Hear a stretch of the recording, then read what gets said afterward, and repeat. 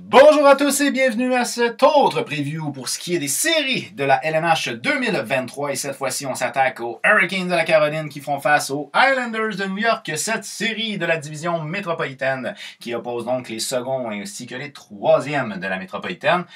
C'est quand même une série qui peut être intéressante, mais deux équipes qui aiment bien le style de jeu défensif. Fait que des fois, ça tue un peu le show, mettons. Mais il reste pas moins que ces deux organisations qui sont très effectives. Et ça, c'est quelque chose qui est intéressant du côté des deux équipes de la métropolitaine. Du côté des Hurricanes de la Caroline, on a terminé deuxième au classement général avec 113 points. Faut dire que c'était difficile de dépasser les premiers, n'est-ce pas, puisqu'ils ont été historiques. Ouais, ok. Donc, du côté des Hurricanes de la Caroline, on a un total de 52 victoires, 21 défaites, 9 défaites en prolongation pour 113 points. Une très bonne saison pour ce qui est des Hurricanes.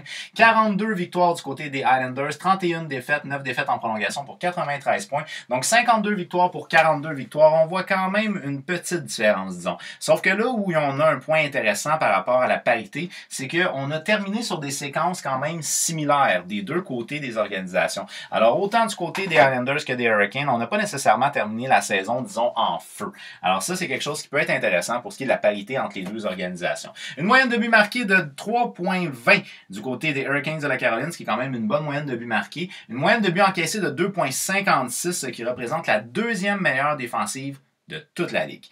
Une particularité que je trouve qu'on a du côté des Hurricanes de la Caroline, c'est vraiment le style de jeu qui est... on contrôle le centre de la patinoire. Donc, je parle pas ici de la zone neutre, là, je parle vraiment tout le centre de la patinoire. Puis c'est hallucinant de voir à quel point le bas de l'enclave des Hurricanes se referme très rapidement. Donc, c'est difficile de faire des passes transversales. Ça, c'est quelque chose qui bloque beaucoup d'attaques. Alors bref, on a un style de jeu qui est un style de jeu qu'on connaît très bien du côté des Hurricanes. On a des joueurs qui ça fait des années qui sont là. On a rajouté aussi un certain Brett Burns là, qui a de l'expérience. Pacioretty, qu'on a à peine vu, mais qui est quand même un gars d'expérience avec du leadership. Mais en tout cas, bref. Donc, c'est une organisation qui se connaît bien avec un entraîneur-chef, Ron Francis, qui connaît bien ses gars. C'est un gars qui a un bon leadership. C'est un gars qui est capable de vendre son système de jeu à son organisation. Alors, bref, c'est une organisation qui devrait théoriquement ressembler à ce qu'on a fait en saison régulière. Et c'est quand même la deuxième meilleure organisation en saison régulière. Donc ça, c'est intéressant. Un avantage numérique à 19,8%, je vous dirais que c'est un peu décevant ça du côté des Hurricanes parce que c'est pas nécessairement un très bon avantage numérique. Un désavantage numérique par contre à 84,4%, ce qui représente le deuxième meilleur désavantage numérique de la Ligue nationale. Alors le point qu'on a à retenir, les Hurricanes jouent bien défensivement. On a terminé sur une séquence de 5 victoires et 5 défaites lors des 10 derniers matchs de la saison régulière. En fait, on a terminé avec 2 victoires d'affilée pour fermer la saison. C'est pas nécessairement une séquence qui est une séquence qui nous permet de dire que l'équipe rentre en feu en séries éliminatoires. C'est coup-ci, coup-ça. C'est ni chaud ni froid, disons. En termes de production offensive, si je vous avais dit en début de saison, d'après vous, quel joueur des Hurricanes sera le meilleur pointeur de l'organisation en fin de saison, vous m'auriez probablement dit Sébastien Aho. Certes, il n'a pas joué une saison complète, mais il en reste pas moins que c'est Necas qui a terminé en tant que meilleur pointeur de l'organisation avec un total de 71 points, dont 28 buts en 82 matchs. Alors, on a connu une bonne saison sur un point de vue offensif du côté de Martin Necas. Parfois utilisé avec Sébastien Aho, parfois non, là, mais je dirais que c'est pas nécessairement son partner de ligne le plus régulier. Mais donc, bref, on a connu une bonne saison du côté de Necas. Et du côté de Sébastien Aho, c'est une saison que je dirais assez dans ses standards. Là. 75 matchs, 67 points, mais quand même 36 buts. On a avoisiné le 40 buts. Ça, c'est assez intéressant du côté de Sébastien Aho. On oublie tout de suite pour ce qui est de Max Pacioretty. Il n'est pas de retour pour les séries éliminatoires. Ou du moins, je pense que non. Il me semble qu'il n'est pas de retour pour les séries éliminatoires. Zvechnikov, lui, c'est sûr, il n'est pas de retour pour les séries éliminatoires. Et ça, c'est décevant. Parce que ça l'aurait pu aider au niveau de la production offensive du côté des Hurricanes. Ou du moins, ça l'aurait assurément aidé au niveau des buts pour ce qui est des Hurricanes. Donc, c'est quand même un peu dommage, mais c'est une équipe qui est complète. Donc, bref, on a une belle répartition au niveau de la production offensive. Fait qu'on devrait être capable quand même de pallier à ces manques-là. Au niveau des défenseurs, on a un certain Brett Burns. Brett Burns, le défenseur vétéran de 38 ans qui aime bien danser pendant le warm-up. 82 matchs, 61 points. Très bonne saison pour Brett Burns. Alors bon, certes, son ancien coéquipier Carlson a quand même une centaine de points, mais pour ce qui est de Brett Burns, quand même, il s'est quand même bien acclimaté à sa nouvelle organisation. Puis ça, c'est intéressant parce que c'est un gars qui a du leadership. Puis c'est un gars pour qui on veut aller chercher une coupe cette année. À 38 ans, il reste quand même pas 5, 6, 7 ans de bon hockey. Fait que je pense que ça peut être un point de ralliement du côté des Hurricanes pour essayer de pousser encore plus loin. Alors, c'est un gars qu'on aime beaucoup et qui s'est bien acclimaté. Zvechnikov, comme je vous ai dit, il va manquer les séries éliminatoires. altération au niveau du genou dans son cas à lui. 64 matchs, 23 buts et 55 points. Donc, il avait quand même une bonne saison lui aussi au niveau de sa production. Par la suite, on a notre cher Kotkaniemi.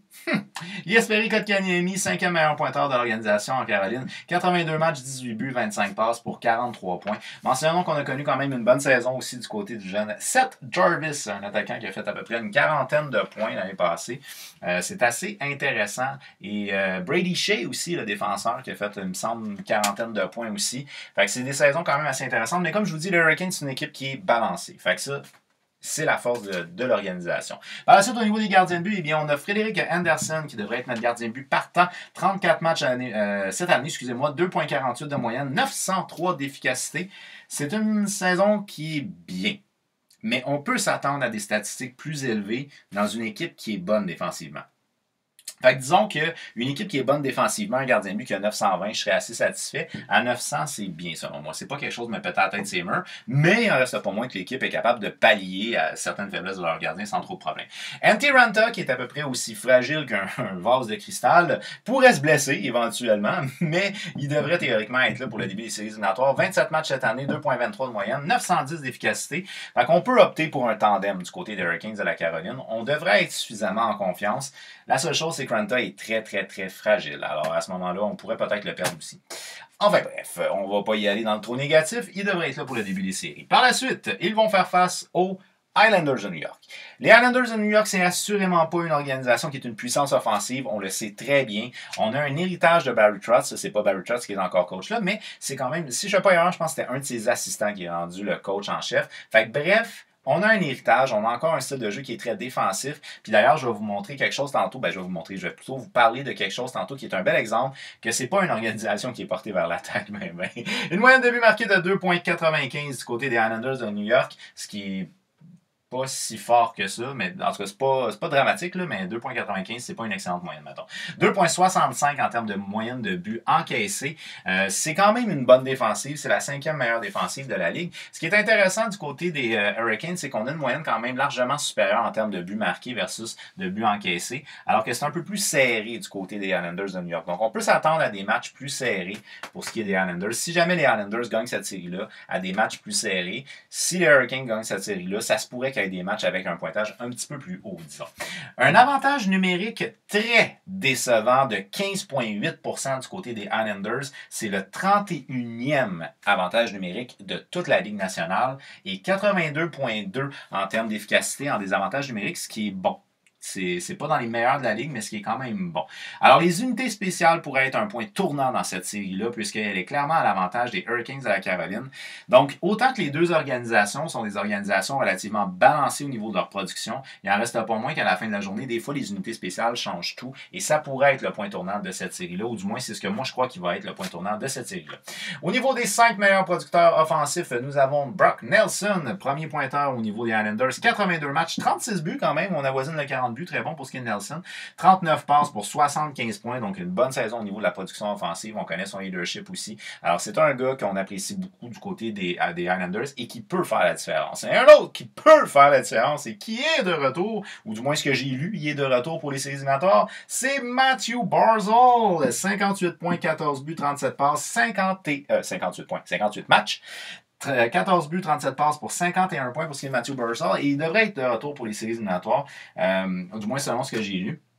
Et ça va être tout un aide du côté des Islanders de New York. Parce que Matthew Barzal, on le connaît très bien à New York, c'est un gars qui est la bougie d'allumage offensivement, ou du moins, c'est un gars qui alimente beaucoup la production offensive des Islanders. Et ça va pas en déplaire assurément à l'organisation qui marque pas suffisamment de buts, d'avoir le retour de leurs joueurs très offensifs. Par la suite, on a Anders Lee, 82 matchs, 28 buts, 22 passes pour 50 points. Dans un style de jeu comme les Islanders, voisiner les 30 buts, c'est quand même bon.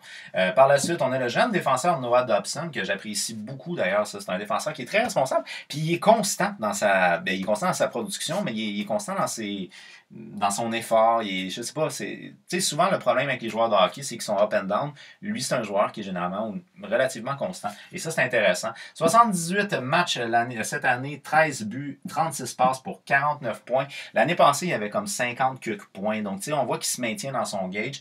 23 ans, je pense, 22 ou 23 ans.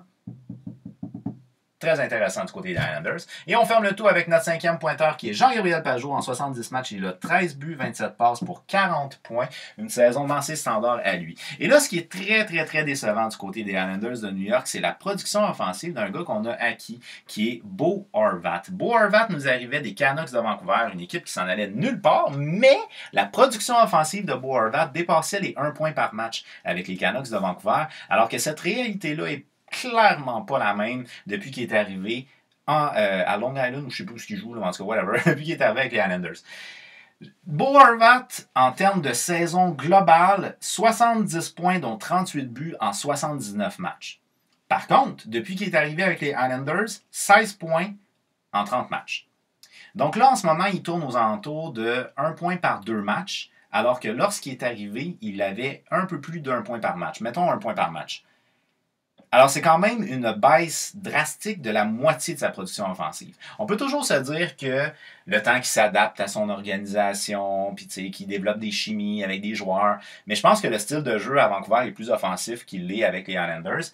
Puis c'est un aide qu'on aurait pu apprécier largement, disons, du côté des Islanders, d'avoir une production offensive de sa part. N'en reste pas moins que Bo Horvat, c'est un joueur qui est quand même intelligent défensivement. C'est un gars qui back continuellement, qui a un beau leadership aussi. Fait que c'est quand même une belle addition pour ce qui est du style d'organisation qu'on a du côté des Islanders. Par la suite, on y va avec nos gardiens de but, qui est peut-être la recette magique qu'on aura du côté des Islanders de New York, qui pourrait faire pencher la série en leur faveur, puisque Ilya Sorokin, mon candidat pour le Vizina, je sais. Le monde me dit, ça se peut pas que ça soit quelqu'un d'autre que Ullmark. Moi, je te dis peut-être. Alors, du côté des Islanders, Ilya Sorokin a connu une saison exceptionnelle. 62 matchs, 2,34 de moyenne, 924 d'efficacité. Mais je vous le répète encore une fois, c'est pas nécessairement une équipe qui est une équipe de premier plan. Alors que du côté des Bruins, donc, les Bruins, c'est une équipe qui est complète à tous les niveaux. Là, donc, je pense que Sorokin, pour l'impact qu'il a sur son organisation, selon moi, c'est mon candidat pour le Vizina. Mais quand j'ai regardé là, les tendances de Paris, il est deuxième. Ullmark est premier. Fait que je me dis au moins il est dans la course, c'est déjà ça. C'est peut-être pas lui qui va gagner, mais c'est pas grave. Mais une très bonne saison pour ce qui est d'Ilya Sorokin. 924 d'efficacité, 62 matchs. C'est un gardien de but qui a vu beaucoup d'actions. On parle vraiment ici d'un partant du côté des Islanders. On n'a pas un système de tandem, alors que du côté des Hurricanes, on prône plus vers le tandem. Mais on a vraiment clairement un partant et on a un bon partant du côté des Islanders de New York. Et son auxiliaire qui est Semyon Varlamov, 23 matchs, 2,70 de moyenne, 913 d'efficacité. À 913 d'efficacité, son efficacité est plus supérieure même aux deux gardiens chez les Hurricanes. Ça, je vous avoue que je suis assez surpris. L'efficacité du côté des gardiens de but me surprend du côté des Hurricanes, me déçoit même, j'aimerais dire, du côté des Hurricanes. Il n'en reste pas moins que l'organisation des Hurricanes de la Caroline est une organisation qui a un core de leadership assez intéressant. L'ajout de Brad Burns pourrait motiver les trousses. Ron Francis étant un coach extraordinaire, c'est une équipe que moi je vois passer au travers des Islanders de New York. Et je me risque pour dire qu'ils vont passer au travers des Islanders de New York en 5 matchs. Ouch! Alors, d'après vous, qui va remporter cette série-là? Est-ce que ce sera les Hurricanes de la Caroline ou est-ce que les Islanders de New York vont avoir la force de sortir la puissance défensive qui est les Hurricanes de la Caroline? Et en combien de matchs? Faites-le moi savoir au travers des commentaires. On n'oublie pas de s'abonner à ma chaîne ainsi que d'activer la petite cloche parce qu'il y a d'autres previews qui s'en viennent pour les séries éliminatoires de la LNH 2023. Merci beaucoup d'avoir regardé cette vidéo-là et on se revoit très prochainement. Bye bye!